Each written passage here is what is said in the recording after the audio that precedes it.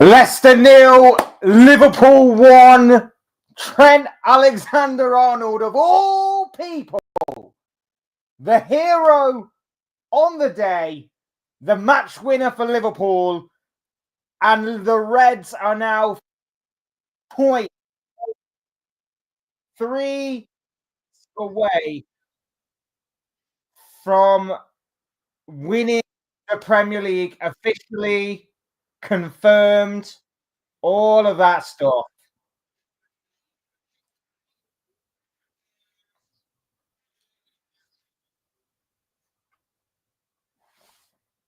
Why is this? There we go. There we go.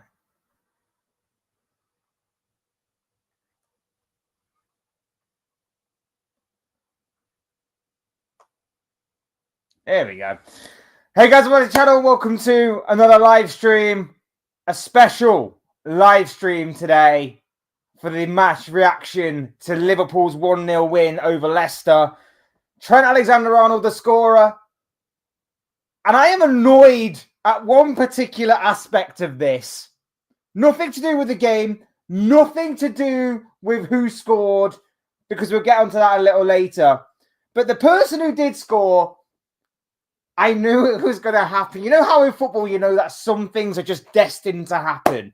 You just know that, like, the person who has gone from one club to another big kind of like rivalry kind of jump, will score against his former club when those two teams meet later on down the line. You just know that sometimes certain players have to score at certain times. You know that, like, Gabriel Jesus is going to score at Christmas because it's Jesus at Christmas. You just know that former players are going to score against their old clubs, that kind of thing.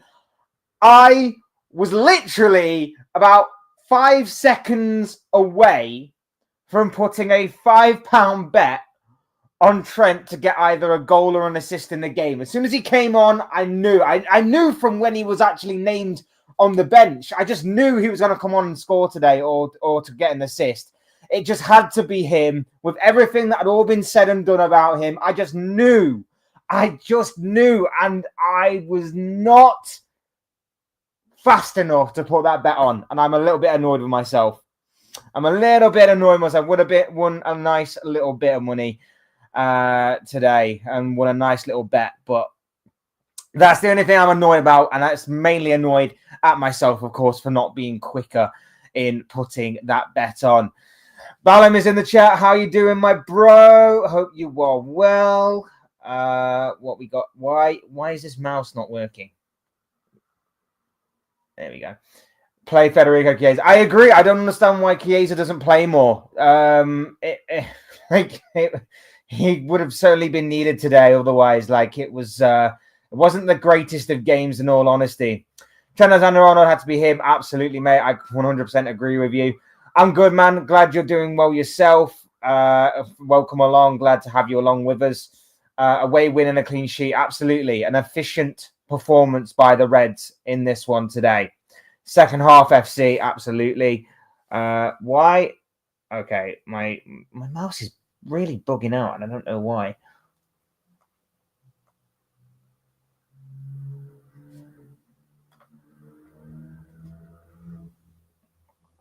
I don't understand why my mouse is bugging out like this. This is very strange.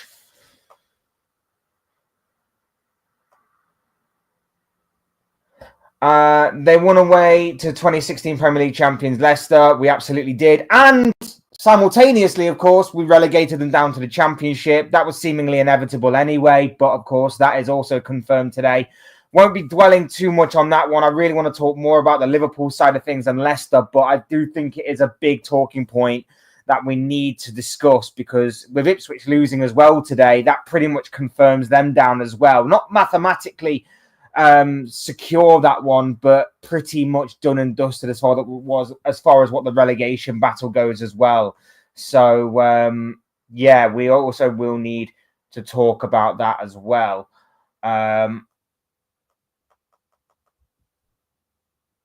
So yeah, we will talk about that at a later date as well. Low-key, this felt as they were simply trying to give Mohamed Salah a goal. He does need a goal now for his confidence. I mean, yeah, it's been a while, hasn't it? It's been a while since he last scored, but I'd mainly him get a few more assists and break that Henry record, in all honesty.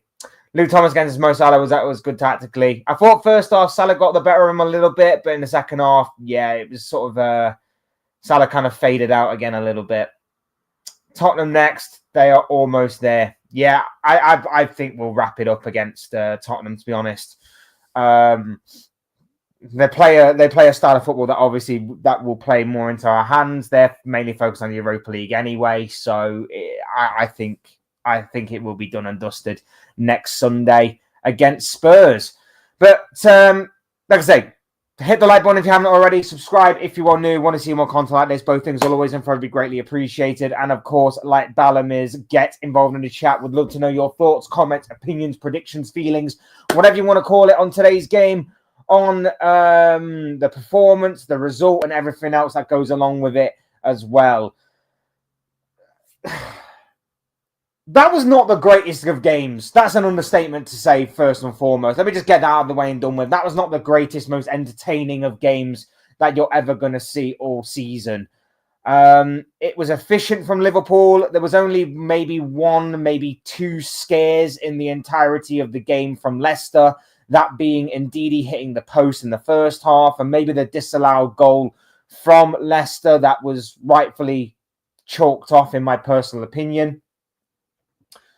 But apart from that, Leicester didn't really threaten. Leicester didn't really offer much in terms of a genuine, legitimate threat to Liverpool in the entirety of the game. Liverpool controlled the game. Liverpool looked the more likely to score, shall we say. Even though they didn't create too much in terms of clear goal-scoring opportunities, they still created enough to obviously get the win. They deserved the win. They were the better team, in my opinion.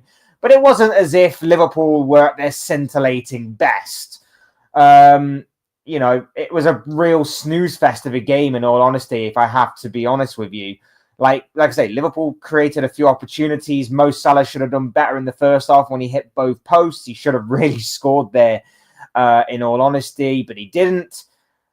Liverpool created a few half opportunities after that. The goalkeeper of Leicester made a few decent stops and saves.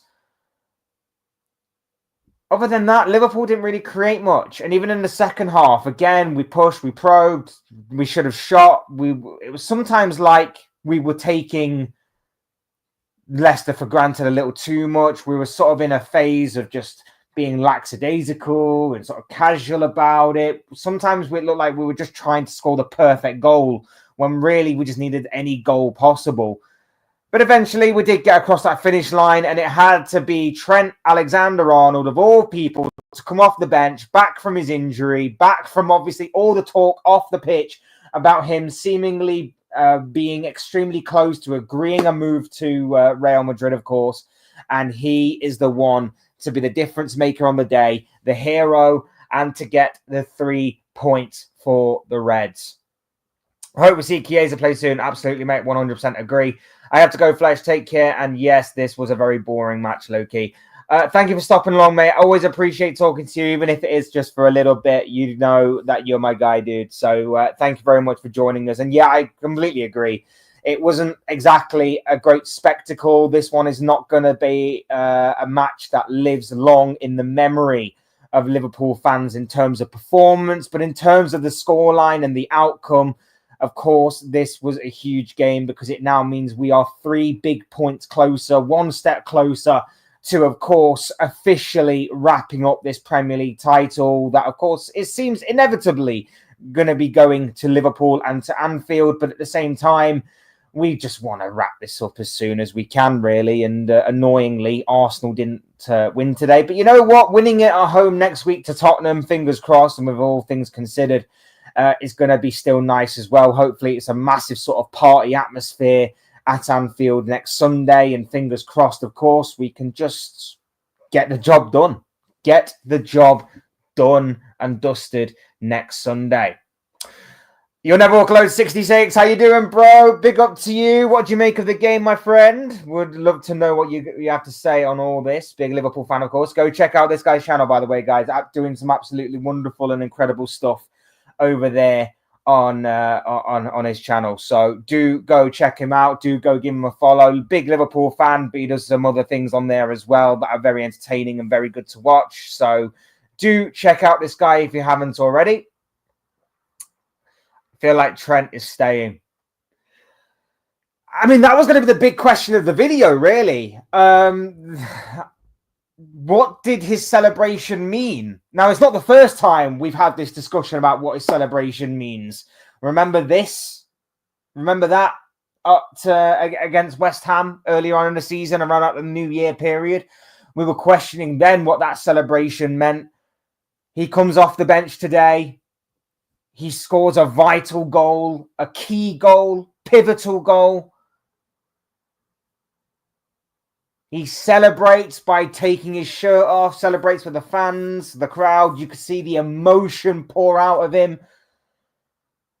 What does that mean? What does that mean?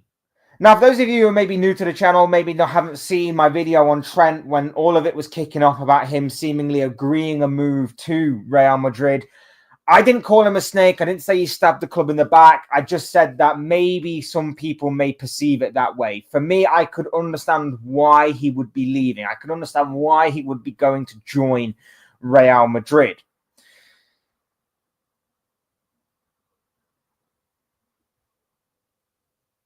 I don't know anymore. I mean, everyone still is seemingly claiming that the move to Real Madrid is extremely close. Trent said in his post-match interview that he's not going to still give anything away. He's going to still let it play out behind the scenes. And he's not going to say a word in public. So take that with a pinch of salt, what you will. I still think he's gone. I don't think this changes anything. I just think he's trying to be as somewhat professional as he can. On the pitch, at least. On the pitch, at least. Turning up in a big moment for Liverpool. When we weren't playing that great, we were a little bit sluggish. We were a little bit slow in certain times of the game. And then he turns up, bit of a goalmouth scramble. The ball kindly falls to him.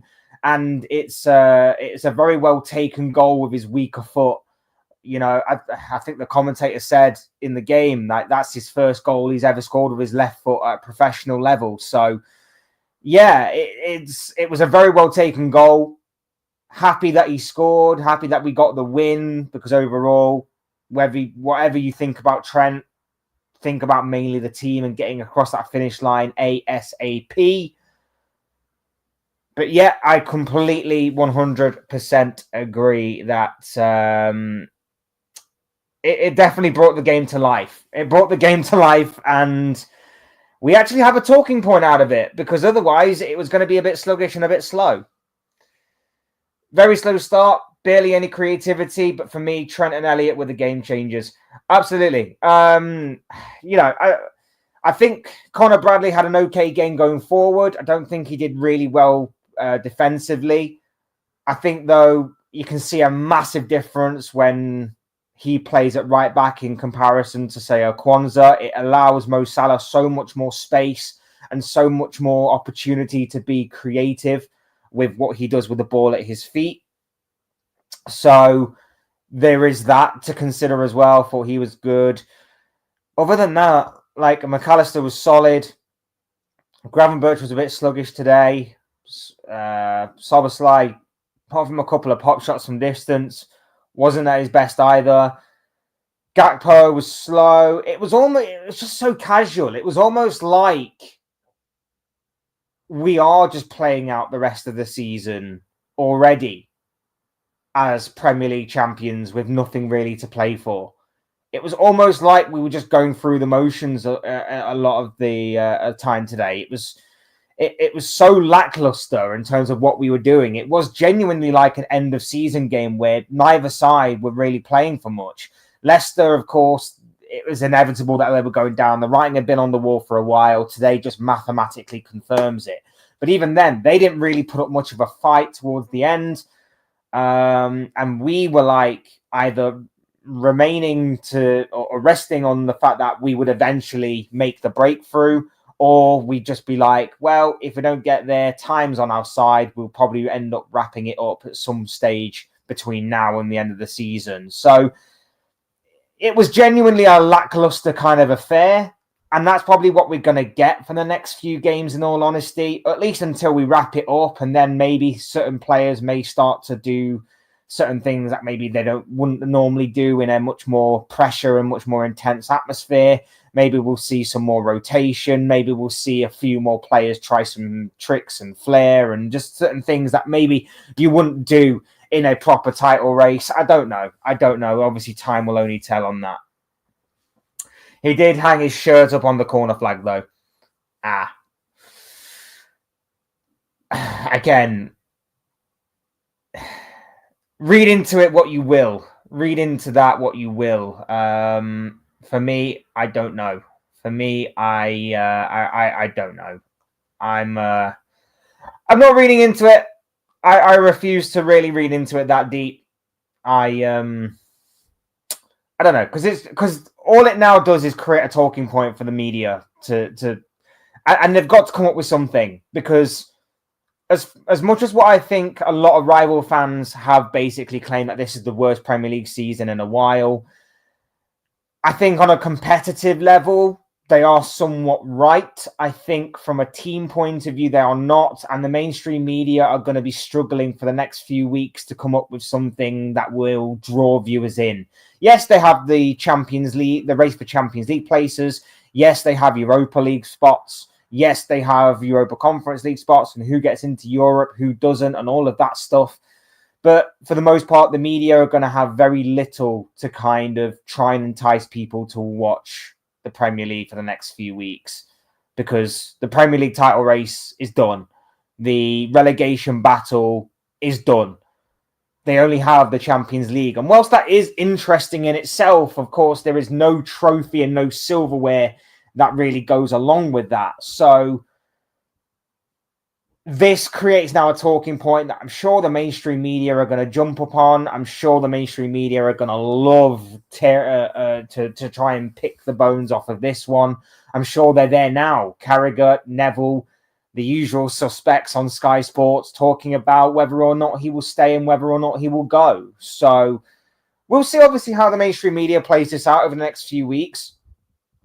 Trent seems adamant that he's not going to let this play out in public, even though it does seem extremely likely that he's going, given the fact that everybody that is seemingly a reliable journalist is claiming he is.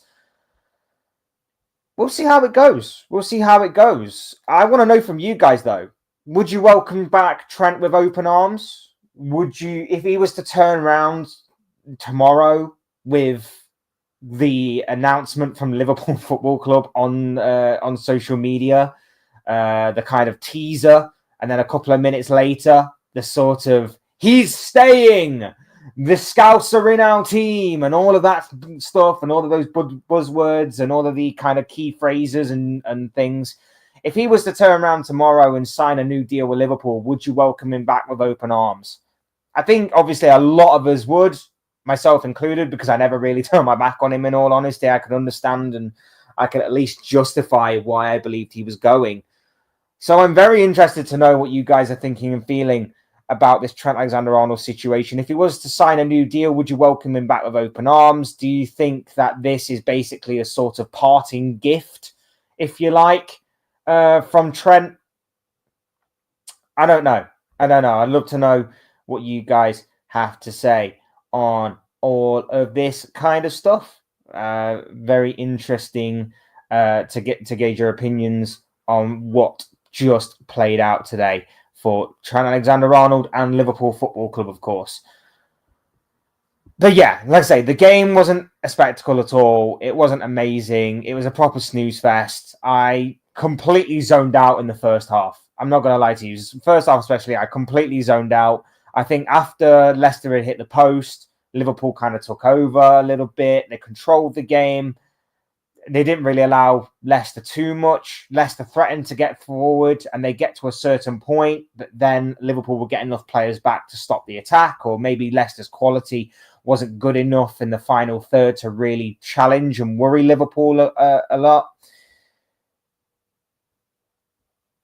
From there, it was plain. It was just smooth sailing. It was more a question of when it would happen rather than if. It did seem like that, except for when Leicester did score. The goal was chalked out. Apart from that, Leicester didn't really worry Liverpool too much, in my personal opinion. I think it was purely a Liverpool performance of efficiency. Nothing really entertaining for neutrals at all. Not that neutrals and rivals are probably watching the game anyway, considering how much they seemingly hate Liverpool this season, and of course how much the Premier League title race is over and done with. But like I say, there were a couple of decent performances out there. Like I say, I thought Conor Bradley going forward was good. Just dropped on the floor. How that is possible, but it is. Oh. Sorry for headphone users there. A bit strange. Yeah, Conor Bradley going forward. I thought he helped Mo Salah out a lot.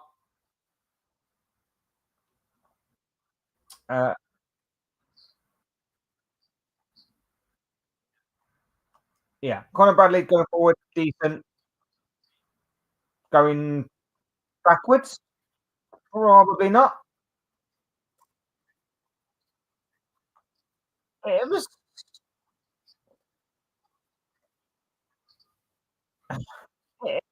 It was just a standard performance, really, wasn't it, guys? It was just a standard performance. It was a performance of efficiency. It was a performance that was controlled. It was a little bit of a flashback to how we played at the beginning of the season in terms of how we neutralized Leicester for the most part. Not that, again, with all due respect to Leicester, then they're not that great. They're not that great going forward. We probably should have won by more if we'd have been better in the final third. If we had a bit of a cutting edge to our play in the final third, maybe we would have scored more goals. Maybe if we'd have moved the ball quicker, maybe if we hadn't have tried so hard to try and score the perfect goal, maybe we would have actually done better in certain situations there. I don't know. This is how it's going to be for the next several weeks. This is how it's going to be for the next several weeks, trying to digest these kinds of games where the intensity is not quite there because you're playing for points at the end of the day. You're just playing for points. You're not playing for places. You're not playing for silverware. The silverware's already wrapped up, and it will be, in my opinion, next Sunday. If not, obviously, I believe we'll do it. It's sort of why I am hoping actually that Arsenal do win before we play on Sunday, of course, Arsenal will play midweek. And I am sort of hoping that Arsenal do win just so that we can win it ourselves. I'd much prefer us to win it ourselves than, of course, Arsenal lose and then we win it that way. It would be pretty good if that was to happen. But, as long as we win it, that's the main thing. That is the main thing. But the thing to take away from this game is Trent's the hero, man. Trent is the hero of the day. Interesting to see what certain sections of the Liverpool fan base will say on this.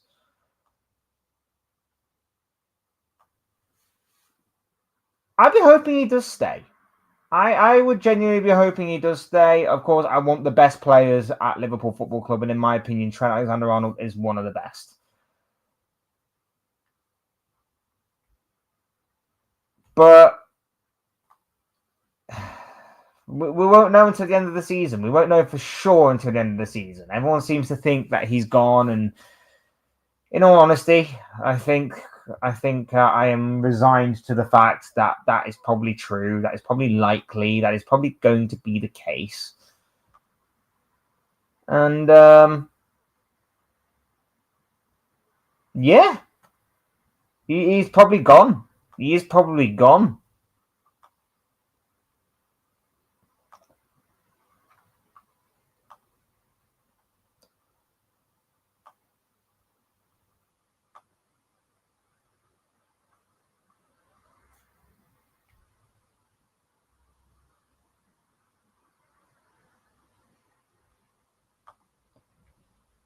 So yeah, the scenario is this: Arsenal, I believe, play Crystal Palace Wednesday.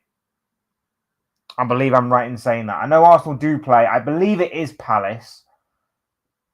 I could be wrong. My memory could actually be messing with me there. It is Palace Wednesday. Arsenal play Palace on Wednesday. If Arsenal are to lose, if Arsenal... I think if Arsenal just drop any points, let me just double check.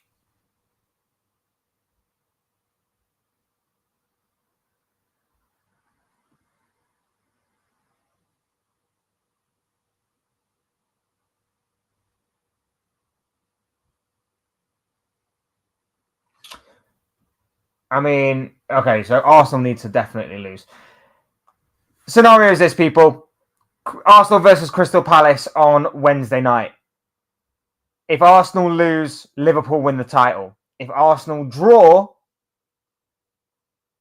Liverpool will only need 1 point from their remaining 5 games to secure officially the Premier League title this season. If Arsenal win, Liverpool will still need 3 points. The scenario does not change if Arsenal win. So it's going to be a massive week. It's going to be a massive weekend next week. I'm looking forward to it. I'm hoping that it's going to be a party atmosphere at Anfield next week. I'm hoping it's going to resonate on TV as well. I'm hoping that, we can just get it done and dusted there and then go into the final 4 games of the season. Everybody gives us a guard of honour, including Arsenal, which will be absolutely glorious. And we can just chill. We just chill, get this all wrapped up. Party atmosphere at Anfield, party atmosphere wherever we go. Get the season all wrapped up nice and tight in a neat little bow. And then on the final day of the season, on May 25th, which will be 20 years to the day that we won the Champions League in Istanbul. 20 years to the day we secure our 20th league title, tying Manchester United 20 times Liverpool. And all is good in the world. All is good in the world for right now. Salah, Van Dijk, both staying. Trent, still up in the air. We still don't know for definite, but we can hazard a guess as to what's happening with Trent Alexander-Arnold. And yeah, Liverpool Premier League champions. Romano just pulled some quotes from Trent's interview at the end of the game. He says, on his future, I've said all season, I'm not going to get into that situation. These days are always special. Scoring goals, winning titles. It's special being a part of it.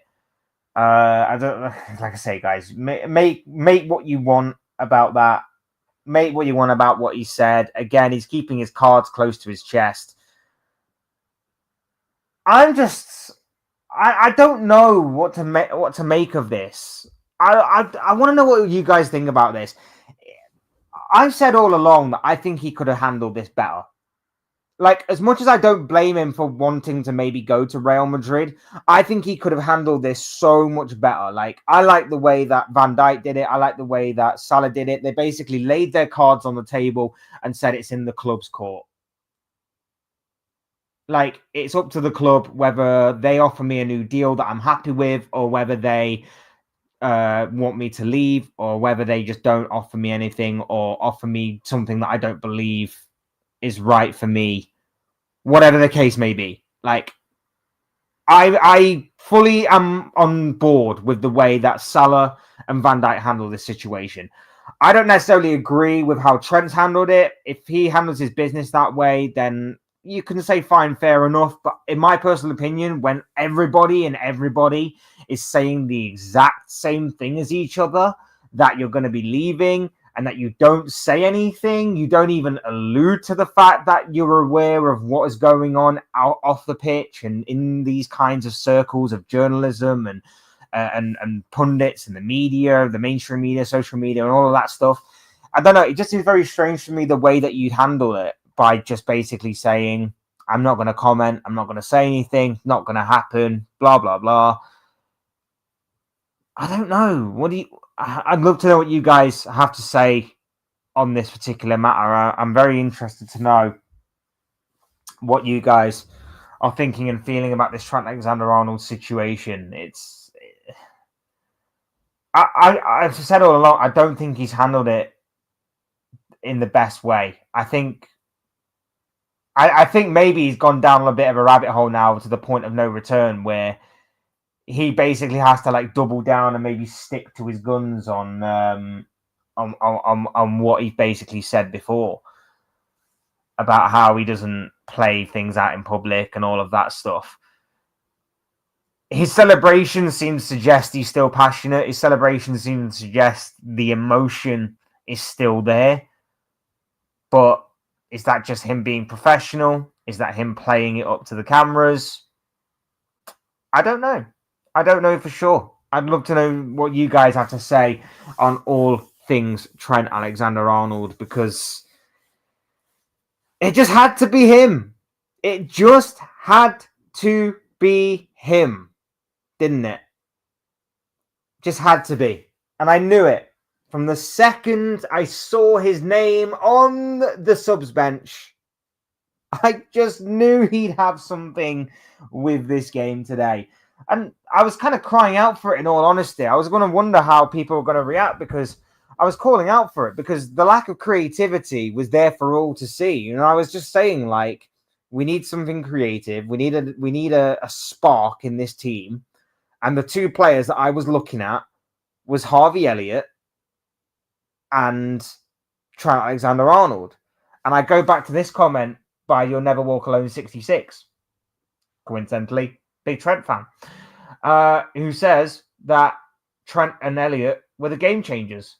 And they are, because their creativity is something that on the pitch we just didn't have for a long time.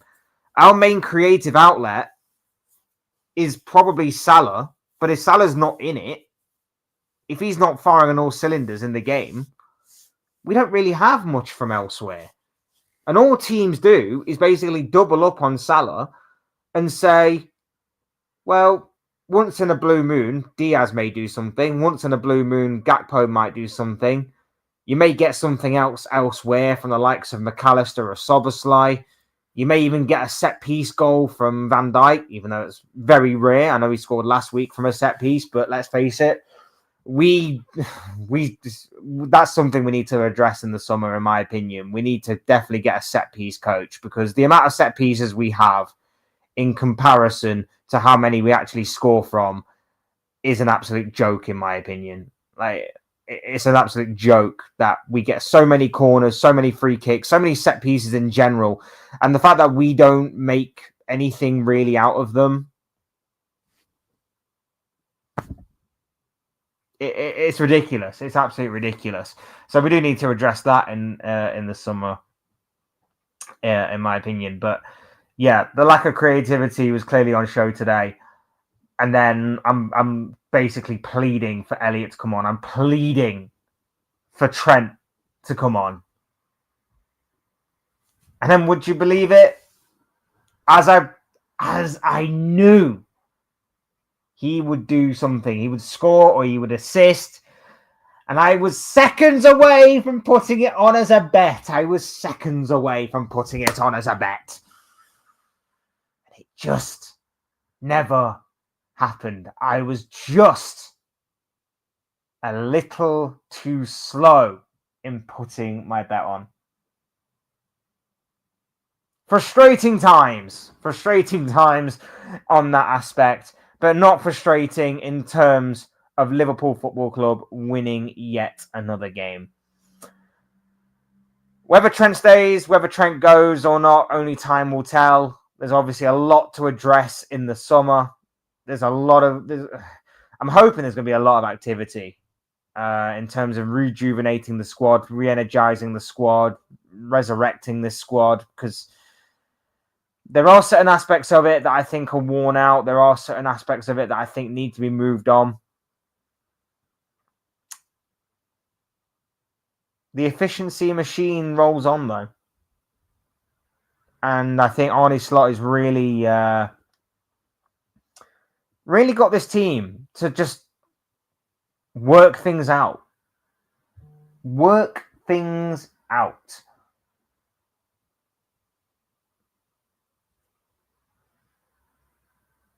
And what I mean by that is just... how to explain this? Across a league format, this season, no one said Liverpool were going to win a Premier League title. They said that they may be in a title race. They say they would get top 4, but no one said they'd win the title. And I think what's happened this season is that Liverpool's squad probably shouldn't win a Premier League title. We didn't last season under Jurgen Klopp, and we've basically had the same squad with one or two exceptions. Chiesa being one of them, of course, being an incoming. But I think over the course of the season, Arne Slot has done well to bring the strengths out of certain players. I think he's done well to hide the weaknesses of other players. And I think that with Salah having an unbelievable season and having behind him the likes of McAllister, who has been consistent throughout the entire course of the campaign, Van Dijk, who has been imperious at the back for large parts of this season, Alisson and or Kelleher, who have been so consistent throughout the campaign as well. Obviously, consistently inconsistent with injuries for Alisson, but you get what I mean. It has been a phenomenal season in Arne Slot's management of the squad to reduce the amount of injuries, because let's face it, everybody gets injuries, but he's reduced the amount that we used to get under Jurgen Klopp. He's done well in maintaining the squad. He's done well in keeping the squad together, united. He's done well in sort of transitioning from that Jurgen Klopp period to his kind of style and the way that he wants to play, doing subtle changes, but not changing too much that it's too drastic, that we're starting again from the drawing board. Full credit to Arne Slot on all of this. Full credit to the manager, to the head coach on all of this. Marco, welcome to the stream, my dude. How are you doing? I bet you're buzzing after Barcelona's, well, maybe not the result on the night against Dortmund, but I guess you're happy that you're through to a semi-final at least. Will Darwin play for Liverpool next season? No, I think he's done. I think he's done and dusted. I think the fact that we didn't even bring him on. I know that obviously we had Jota on the bench, but usually we go for like a double change. We try and hit them with both barrels in terms of our attacking options. The fact that we went with Jota and then we went with our creative side of things with Trent and Elliott, I think today is a big indicator on where Nunes is currently in the pecking order. I know that obviously I think he missed last week's game as well with injury, if I remember correctly. I think it was last week or the game before. I want to say it was last week. He's gone. He's gone, and rightfully so. If we can offload him to Saudi, if he can get a massive, massive paycheck from Saudi Arabia, and if we can get a massive transfer fee from the very good people and the very good business people that do the Saudi business, because they are absolutely amazing and they can see a decent player when they know one. It will do wonders for everybody involved. It will do wonders for Liverpool. They get a large portion of the original transfer fee back. We offload a player that we don't need anymore, with all due respect. And, you know, Saudi get their man. And for Darwin himself, he gets a massive payday. And not only that as well, but I think a lot of the pressure gets lifted off of his shoulders from playing with one of the biggest clubs on the planet right now. So, yeah, I'm going with Nunes to leave in the summer. Gutted Lewandowski is out for 3 weeks. Yeah, man, heard about that. Yeah, that's so unfortunate. Will he be back for the Champions League? When is the Champions League? I don't think he might miss the. Is that the first leg he'll just miss out on? He might back for the second, right? If I've got my timeline right, I think that's the case. You'll obviously know because obviously I kind of checked out the Champions League when Liverpool got knocked out, and I kind of only I don't remember when dates are. I don't remember 2 weeks. 2 weeks time. 2 weeks time. So so he will be missing for the first leg at least, and then depending on when the second leg is. Okay. Do you think Van Nistelrooy will continue coaching Leicester in the Championship? It would be strange if he was to leave, considering that this was always going to be a big gamble and a big roll of the dice for Leicester to bring this manager in. I think he would need... I think they'd need to convince him to stay, though. Like, if they basically brought him in because of that very short spell he had at Man United where he was the interim manager and he got them a couple of wins, that was foolish of them. If they decided to take a massive gamble but had a long-term vision that, okay, we may go down for this season, but we could probably come back up next season. You're still here. You're still going to be part of the club. We're going to give you what you need. And we're going to kind of rebuild Leicester to be a more sustainable Premier League outfit. Maybe that could be the case. I think it'd be really foolish if he was to leave, though. Or at least Leicester get rid of him. If he walks of his own accord, he walks of his own accord, of course. But we shall see on the Van Nistelrooy and Leicester front. Super Damon. Damoon. I'm so bad with name. I'm sorry, bro. I appreciate you coming along, though. Appreciate you being here. One more win, and Arsenal surely will give us a guard of honour. Can you see it happening? I mean, we've got Tottenham, bro. Tottenham on Sunday. I can't think of a better game, especially with it being at Anfield as well, for us to wrap up this Premier League title. I don't want to count my chickens before they hatch or anything. And, of course, there could be a very slim possibility that, Tottenham actually beat us. But I think with Tottenham being safe and sound, I think with Tottenham putting all of their eggs into the Europa League basket, because let's face it, they've got a good opportunity of making it through to the final at the very least. Sunday at Anfield should be a party atmosphere. It should be 3 points in the bag.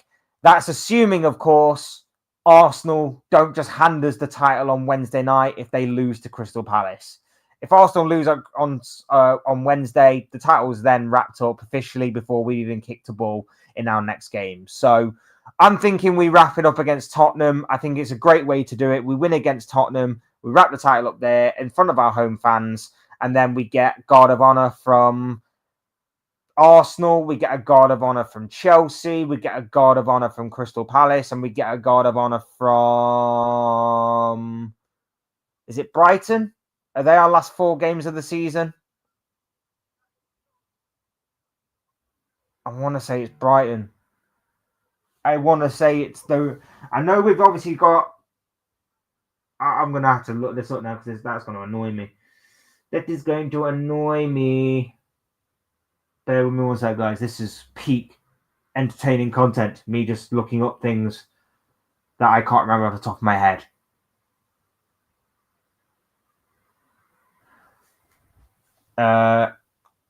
It's pronounced Damoon. It's cool, friend. Just saw your channel and want to say hi.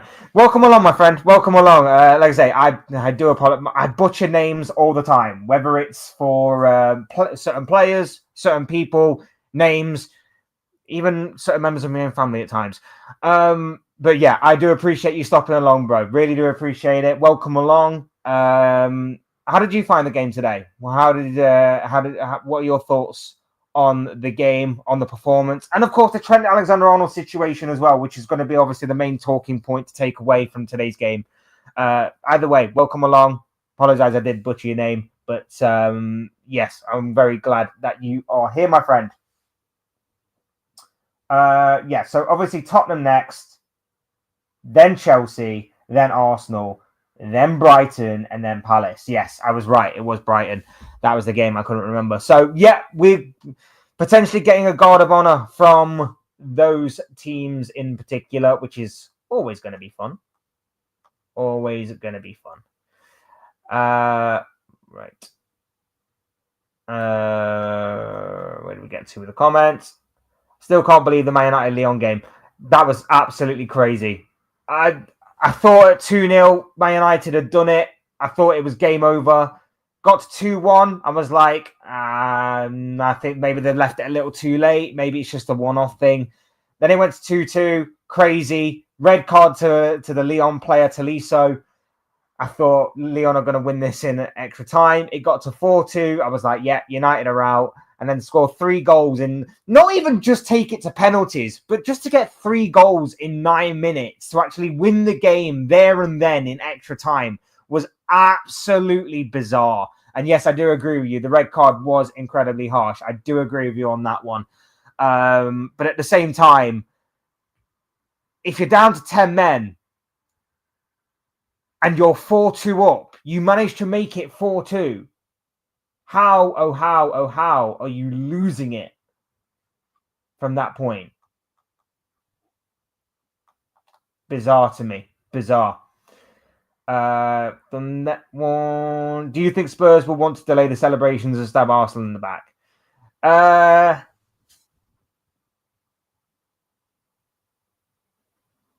They'll just give us the win, bro. They'll roll over. I mean, they won't exactly roll over, but we saw last season that there's conspiracy theories out there that Son missed that 1-on-1 on purpose against City to give City the Premier League title and all of that stuff. So yeah, I just think we'll win it next week, regardless.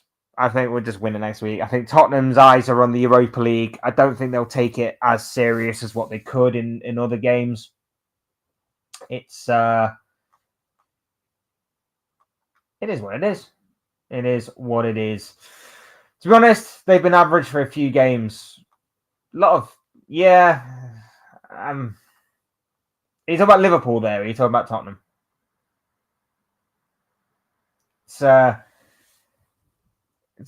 just a results-based business. It's results-based. Like, we've looked good before, but not got results, if you are talking about Liverpool. So, to obviously get the results now,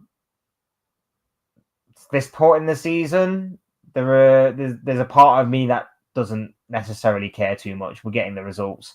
Hoping this doesn't obviously bleed into next season. I'm hoping that obviously in the summer we get we get some changes into the squad. We bring in more players. It is what it is. It is what it is. I'm hoping that obviously we just don't bleed it into next season. I'm hoping the performances continue to drive up from next season. I'm hoping we get some players in that Slot actually likes and that Slot can genuinely work with.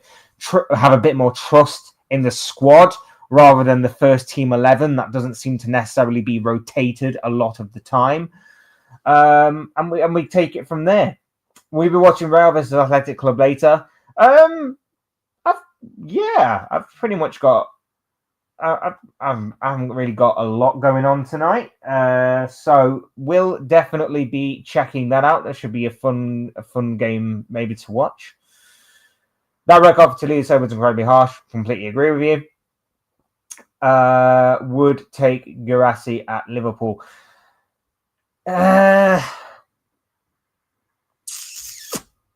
Is it a one-season thing? Is he genuinely the real deal? I've genuinely not watched a lot of Dortmund this season. I don't know, man. I don't know. I went on a show with You'll Never Walk Alone 66 the other day. We were talking about various transfers. The topic of getting a new striker pops up. I say that with the exception of like Gyökeres and Isak, everybody else is to me a gamble. I think Liverpool will personally go for Ekitike. And although he looks like he's raw, he's rough around the edges, I can see the potential. But at the same time, it's a gamble. It's a worry. I get it. I don't know. I genuinely don't know, but I don't know with Guirassy, in all honesty. Costalizo was actually their centre defensive midfielder, so he was the worst person to get the red card, and that's how they bottled it. It was unfair red, but yeah, Lyon should look at themselves. You're 4-2 up. As soon as you go 4-2 up, just sit back. You can sit 10 behind the ball and just low block and just stink the place out. Like, and especially against United as well, who only really had in that final few minutes Maguire's presence just to do something, and eventually he did do something. So it was just, I think it was just poor game management from Lyon, in all honesty, towards the end. They need massive depth for next season. City definitely coming back strong because Pep would want to end his time on a high. Absolutely. Plus, if they're prepared to drop 200 million in January, imagine what they're going to do this season when they potentially only walk away with an FA Cup this season. I mean, if hopefully Forest beat them or one of Villa or Palace beat them in the final, they're ending the season with nada, nothing. And if that's to happen, that's wonderful.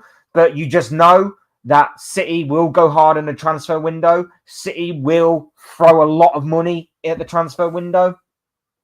And it may not be good for the future of the Premier League if that is to happen. Mate, they hate Arsenal. I'm personal with them. I really hope they do roll over for us. Oh, absolutely. I think they will. And like I say, I think with them having the Europa League fully in their sights, I think that the game is won, in my personal opinion. I don't want to speak too soon on it, of course. Stranger things have happened. Weirder things have happened. I mean, even Everton helped us this season by obviously drawing against Arsenal, but you get my point. Klopp said he is open to the Brazil or Real Madrid job. I don't know how much I believe of that, to be honest. I know that they were talking about it earlier on this week. I know that apparently he's not exactly happy with his new role at Red Bull, may want to get back into management. I don't know how much truth there is to those rumours. But it's like I said, if they are true and he does want to go to Real Madrid, if you can't beat them, Jurgen, apparently joining them. I won't exactly be too happy about it, but I can understand. I will go out on a limb and say Guirassy is better than Darwin, but he is the real deal, though. Look at the last season 2 of his Champions League stats. Maybe he is then. Maybe he is. Like I say, I've not watched a lot of Bundesliga these past couple of years, in all honesty. I catch the odd few games here and there, and of course I've been watching a fair bit. Whenever I have been, I've been watching more Leverkusen, in all honesty, because of obviously Xabi Alonso. But yeah, he's definitely made a name for himself these past couple of years. He's just someone that I've not paid too much attention to, with all due respect. For me, Guirassy guarantees goals the same way Lewandowski or Haaland does, just a little bit less extent. Fair enough. I'll take your word for that one, bro. Wouldn't be the perfect season if Liverpool won the league and the Devils got relegated. It would be nice, wouldn't it? Not going to happen, though. Done and dusted as far as what this season is in terms of the relegation battle and the title race. Thoughts on Højlund posting this semi gives me a semi-lewd comment from a Man United player. A bit of wordplay, never hurt anyone, bro. Better wordplay. What do you make of the dodgy celebrations from United players, Xerxes and Mainu, the mass shooting gestures, and Højlund, the beheading motion, not particularly family friendly? I mean, as long as it's nothing extremely offensive in terms of either something like promoting sexism or racism or anything along those lines, I think it's all fair game. And just people having fun. Like, as long as it doesn't cross a line into anything like that, I think celebrations are fine. Why do people pretend as if Red Bull conglomeration that really, really hurt my head then, and I don't understand why are the bad guys, as if Mane, Konate, Keita, Szoboszlai, and many more not come from RB Leipzig, Salzburg, for example. It's a good school. I think it's just the multi-club thing. I think it's just the multi-club thing that somewhat gives certain teams an advantage in terms of, you know, they can go out there and they can find loopholes to these kinds of rules in terms of the transfer window and things like that, to obviously scout players, to buy players, to bring them through at a lesser club, because there's always going to be a hierarchy. Like, for example, we know that Leipzig is probably going to be the pinnacle of the Red Bull conglomeration, like you mentioned. But Salzburg is probably a little bit further down because Salzburg are not in as good a league as Leipzig. Leipzig probably have more of a chance in other competitions as well. Maybe it's a more of a big money-making thing. So what happens is that they buy another club, they scout, they bring these youngsters through, they give them a good opportunity to present their skills, present their talent, present their raw quality that can be nurtured into something better, can elevate their game. And then from there, they go to the next club up, which is Leipzig. And either way, they're making money because they go from one club to the other. It's all legal, and there's a loophole that they are going through and everything. But overall, what happens is that eventually they go to a bigger club, bigger stage, bigger opportunity. If they win something at that bigger club, fine, fair enough. But if not, they're going to fetch that club a huge profit because they'll sign a big contract, they'll sign a long-term contract, and the players will move for big money unless they run it down. Look at what has happened with Leipzig, like you mentioned. You mentioned some names there.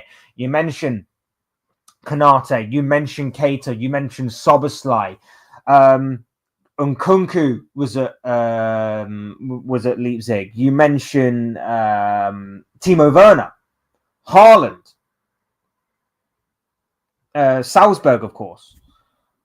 Lots of these players do this kind of thing. This multi-club system is becoming more and more popular. It's becoming more and more of a trend amongst owners. That's why our ownership were looking at buying Bordeaux a couple of years ago. That's why we're looking at allegedly, I say we, but that's why FSG are looking at getting Malaga as well. So it's becoming more and more of a trend.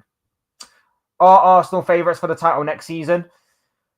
Depends on what they do in the transfer window, in all honesty, mate. Depends on what they do in the transfer window. If they can get that 30, 40, if they can get that 25 to 30 goal a season striker, they probably will be. That may be the final piece of the puzzle. Are Liverpool playing in the Club World Cup? No. For whatever reason, and for the weird way that they've decided to basically decide who goes and plays in that competition and that tournament, we are not in it. But Chelsea are. I mean, I don't want to be in it anyway because it sounds horrible and it sounds like no one wants to see it this summer. So I'm kind of glad in a way we're not in it, but at the same time, it's very strange the way that obviously we're not in it. Neither are Arsenal, and yet Arsenal could be the reigning, defending Champions League winners going into next season if they win it this year. So it's a bit mad, to be honest. Good chatting to you, mate. I like your channel. We'll be following you. Wishing you all the best. Keep going and might reach somewhere. Take care. Thank you very much, my dude. I really do appreciate all of that. And thank you for liking and subscribing and everything. Like, I can't tell you how much that support means to me from everybody. So I really do appreciate you, mate. And I hope to see you again soon because, you did throw in a fair few good points and a few questions there that were actually fun to get into. So I really do appreciate you, mate. And, hope to see you again very, very, very soon. Could Big Ange be right when he said he will win a title in his second season? Well, a trophy. I wouldn't necessarily call it a title, but it could. We could actually be living in a world in which Tottenham win a trophy. We could actually be living in a world, and it's not some sort of weird dystopian universe or some sort of like episode of Black Mirror or whatever. This could genuinely be reality, people. Tottenham could be on the verge of winning a trophy. This is insane. This is weird. I don't think they will. I don't think they will. I think the other half of the draw. I think the other half of the draw, one of Bilbao or United will, in all honesty. But then again, he could be right. And you know what? If he's right, he's going to be the smuggest man in that room. He's going to walk into that interview afterwards. He's going to walk into that press conference after the Europa League final, if he does win. Postecoglou will walk in, Europa League trophy in hand, just slams it on the desk and just goes, now what you saying? He'll be the smuggest prick in that room. How long is Gabriel Jesus injured for? Been ages. I think he's just out. I think he's out for the season. He might make it towards the. I think he's out for the season. I'm not actually 100% sure, to be honest. I'm not an Arsenal fan. Barca ain't playing in Club World Cup either. Yeah, it's just weird the way that they've decided who goes into that competition and who's not. It's very, very strange to me. Luca Talks Ball is here. Welcome along, my dude. I hope you are well. Big win for your lot today. I know it doesn't exactly mean much in the terms of the title race, but I think in terms of keeping things ticking over, of course, for your Champions League campaign, keeping some freshness in the legs of those players, and of course, just building some momentum. I think that was a very good win, very good workout for your boys today. So, very convincing, very easy win. I was hoping Ipswich might have done us a favour, but of course not. But yeah, welcome along, my friend. If you haven't checked out Luca Talks Ball, check him out. Very good channel. Does a lot of good and entertaining content over there, mainly football related. Big Arsenal fan, but also follows MK Dons as well. So there's something for everyone, I'm sure, over there. Knows what he's talking about, knows his stuff. So get over there, get subscribing, and get watching some of his content because it is absolutely fun to watch. It's been fun. It's been a good day. It's a 1-0 win. Not exactly the most entertaining of games, but a lot has come out of it that we can talk about. In terms of Trent, in terms of the title race, in terms of the relegation battle. I will talk about the relegation battle in a later video. I just want to pose this question very quickly to those of you that are here. Does the Premier League need to do something about the relegation battle going forward? I just want to throw that question out there because I don't know what the answer is if you say yes. I'm not clever enough with the financials aspect of it. I'm not intelligent enough to know the full detail of why and how the gap between the Premier League and the Championship in recent years has seemingly been at its grandest. The biggest difference between the top flight division and the second flight division that I've seen in a number of years. I'm not clever enough to work out how that has happened, why that has happened. Or to put it in coherent terms. I'm not fully in detail with that. It's something that I will obviously look into and I will try and wrap my head around. But I just want to know, should the Premier League and should the Championship work together to try and bridge that gap? Is there something that can be done to bridge that gap? I want to know. I want to know from you guys. I want to know if something could be done to make it possible. Yeah, we can see you're not intelligent enough. Cheers, dude. Appreciate that. From People Should Smile More. Is that meant to be ironic? Sorry, I'm not intelligent enough to work that out. But yeah, I'm just wondering if anything, if you guys could see anything that maybe could be done about this. I'm just wondering if the Premier League should step in. I'm wondering if the Championship should work together with the Premier League to try and bridge that gap, to try and maybe create something.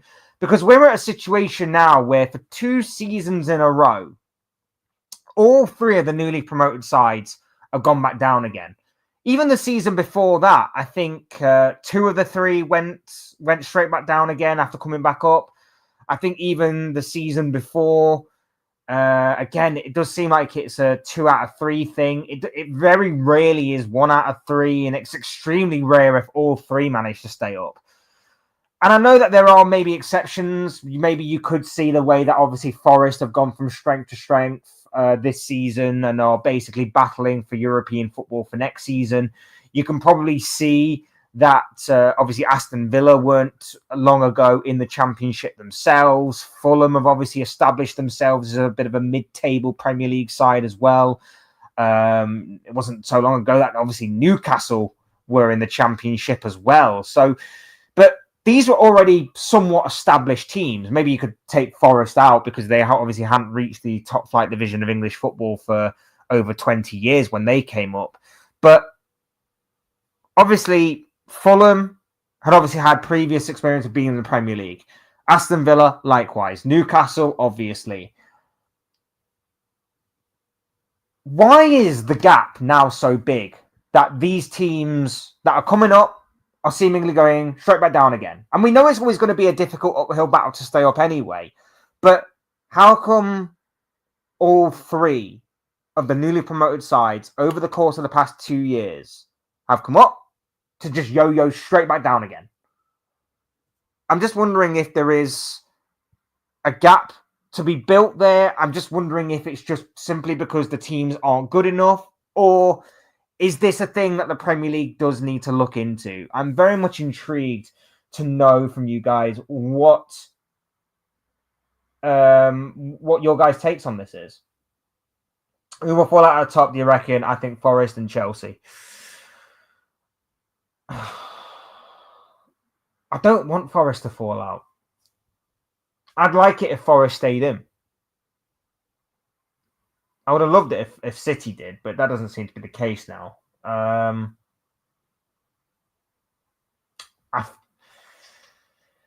Chelsea have got a hard run in as well. Chelsea have got a very difficult run in. Newcastle are still there, of course.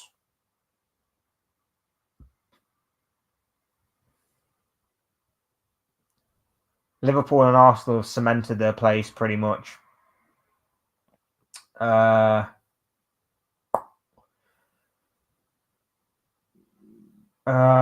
It's going to be one of them, isn't it? Top 5.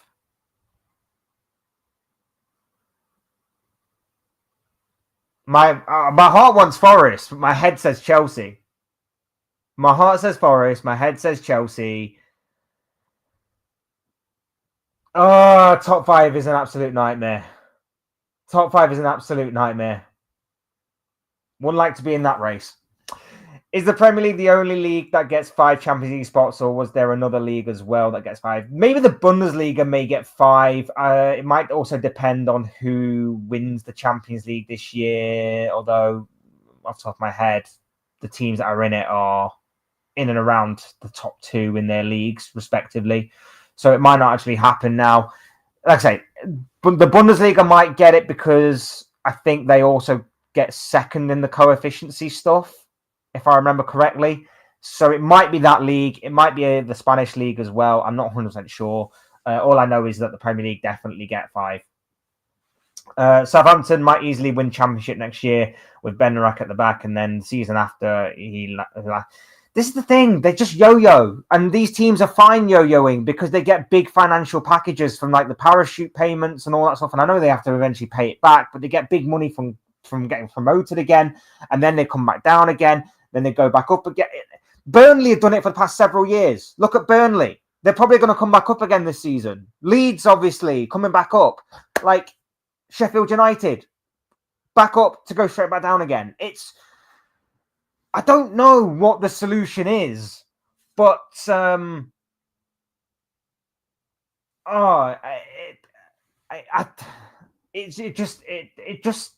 very weird to me. It's very, very weird to me. Sure, I am so sorry, but I'm going to butcher your name because I'm terrible with names. Henry Dupreez? Henry? I am so sorry. I am terrible with names. I do apologize, but I genuinely do appreciate you coming along to the stream and getting involved, my friend. Surely the only solution is to up the budget received to try and compose with top clubs. I mean, I'll have to go back and research it. I'm not sure if obviously PSR stuff came in and then all of a sudden these newly promoted teams just had a harder chance and basically had a harder opportunity at staying in the Premier League. But I would imagine there is something to that. I would imagine there is some correlation between certain PSR rules and FFP rules and all of that kind of stuff that goes on, and then newly promoted championship clubs finding it difficult to stay in the Premier League. I would imagine that there is some sort of correlation there. And it may be a somewhat basic sort of thing to just say newly promoted sides can have a bit more leeway in terms of FFP and PSR. But if it helps make that competition and that part of the competition a bit more exciting, a bit more lively, then I'd say go for it. I mean, look at what we're going through right now. Southampton and Leicester are already down. They are down on 11 and 18 points. Ipswich are down on 21. Do you remember the days like 15 years ago, depending on how old you are, of course, where everyone was saying 10, 15 years ago, where everybody was saying like, you need 40 points to survive. Now teams are going down on 18 and 11 points. I mean, Southampton only just equaled the points tally of Leeds of Derby County from the 2008-2009 season, was it, or 2007-2008 season, of having the lowest points tally accumulated by a Premier League club in the history of the competition. They only just achieved that this weekend. So it's that I think that area is definitely getting worse, and I completely agree with people that don't really like that side of the competition. And I genuinely do think that the powers that be and the brains behind the operation certainly need to get together to work on this and to maybe strike up some sort of opportunity, strike up some sort of deal, strike up some sort of plan to put in place for this to not necessarily be something that never happens, because that would be unfair, but to give these newly promoted sides at least more of a fighting chance that maybe they can make it in the Premier League. Maybe they can survive for at least one season, maybe more. Emery says, thoughts if Arteta doesn't win a trophy this year, players are going to want to start leaving for more successful clubs now. Yes. I think the belief is there after Real Madrid. After the Real Madrid performance this week, I think the belief is there. I think if they were to have lost against Real Madrid in the second leg, I think you could definitely make more of an argument for that maybe these players' heads would start to drop and maybe they'd start to think that maybe this isn't the guy to take us forward and that kind of stuff. If they win the Champions League this year, that's going to be a huge, monumental, major, massive skyrocket to the moon of a boost for the Arsenal team. But if they don't win it and they crash out in incredible style, you could be witnessing a Tottenham season. You remember when Tottenham, under Pochettino, lost in the Champions League final after coming second for a few years?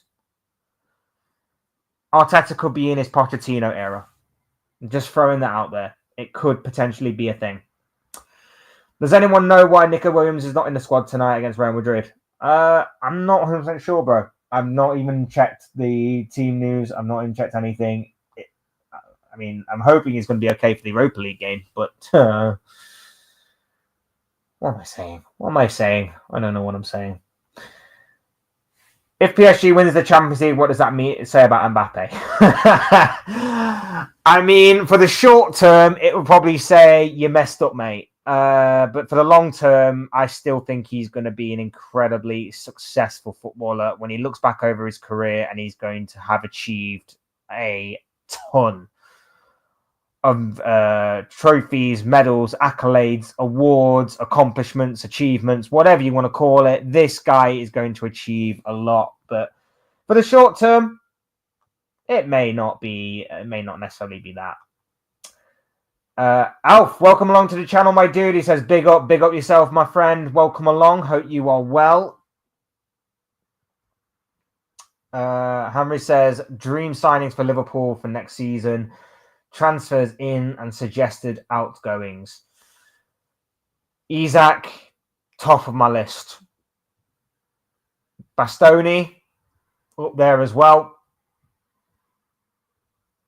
I'd love to bring in Bastoni. Huijsen could also be decent as well. I do like him at Bournemouth. If we're playing like Football Manager here, then I go with them. This room has got really dark all of a sudden. I don't like it. Yeah, like that. And outgoings, Nunez, Diaz, Robertson, Tsimikas. There are potentially a few more as well. Jota, maybe. There are potentially a few more as well. Do you think Do you think Tuchel is the right man for the Three Lions? Absolutely. The best that we could have hoped for, even if he is German, like the mainstream media don't like. I think he was probably the best option out of everybody. I'm happy with that. Might Trent stay? That's the topic. That's the question I'm throwing out to you. Might Trent stay? I don't think he will. Everyone still seemingly thinks that it's a done and dusted kind of thing. He's going to Real Madrid. And until he says from his own mouth that he's staying, I think he's gone. You can have Al Nunez if you like. Are you a City fan, bro? I'm taking by that you're a City fan. Or is there another Nunez out there that I'm only thinking of Mateus Nunes, to be fair? If you are a City fan, bro, and you obviously want us to take Nunes, I think a few years ago we were actually looking at him. I think Klopp was definitely looking at Mateus Nunes, if that's the Nunes you're on about, bro. Ugh. Yeah, expect a promo video soon. We're saying it was always Liverpool for 500 bags a week. Just like I don't think he'll be on that much, but could you imagine if all this was put out there? All these Liverpool fans that have turned their back on him and said that he stabbed the club in the back and said that he's a snake and this, that, and the other. And then all of a sudden he goes, you guys are absolute muppets. Like, I'm staying, bro. What are you on about? Could you imagine all those Liverpool fans rushing to X and other social media sites and just deleting their things that they put about him? Absolute chaos. Absolute chaos. Alf says, Gerrard moment. I mean, I don't know. I don't know what to make of this situation, in all honesty. I really don't know what to make of this situation. Anyway, guys, this has been fun. I'm going to leave it there because this room is getting darker and the light is needing to be replaced. And the light is not that great. So I'm going to need to do that.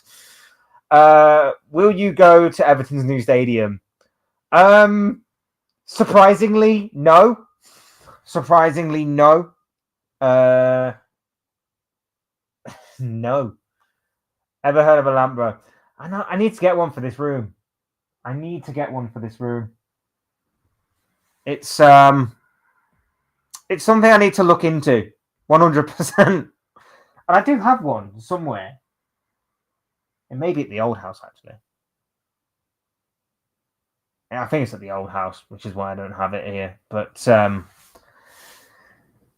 Yeah, I definitely need to look into it, especially when I'm doing these kind of things. And obviously, I just didn't realize how dark this room gets at night. I knew it gets dark in the. I knew it gets dark in the winter when it obviously gets very dark early on, but spring into summer, I thought it was better. Look into it, just buy it. Yeah, I should. Take care of yourself, mate. Lovely to chat to you as always. Take care of yourself. Thank you for stopping along. Yeah, so I'm going to wrap it up here, guys. Thank you, everybody who joined us. Hit the like button if you haven't already on the way out. Subscribe if you are new, want to see more content like this. Both things will always and forever be greatly appreciated.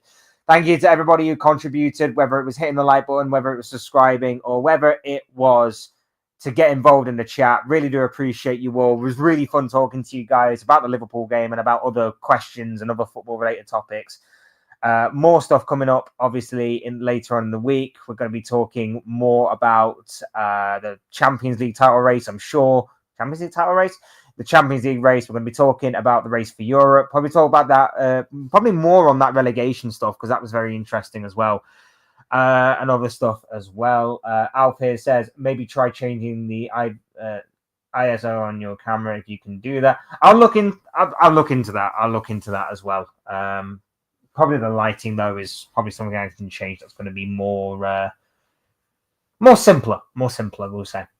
Bye. Have a good one. Thank you, mate. Thank you for stopping along. Really do appreciate it. And of course, I don't think I've seen you in the chat before, so thank you for coming along and making this stream that little bit better with some of your comments. They were very insightful and very interesting to obviously read. So thank you all so much for jumping in. Really appreciate it, guys. Like I say, hit the like button if you haven't already. Subscribe if you are new or want to see more content like this. Both things are always and forever be greatly appreciated. Thank you for getting along in the chat. Thank you to everybody who stopped by to give their comments or just to say hello. It's always appreciated talking to you lot. Love it. It's like a bit of therapy for me, as I always say. So really do appreciate it. I've been Fletch. This has been another live stream, and I will see you speak to you all again soon in another video or live stream or whatever it may be. Cheers, guys. Thanks everyone for watching. Take care. Enjoy the rest of your day, night, whatever this is. Speak to you all again very, very soon.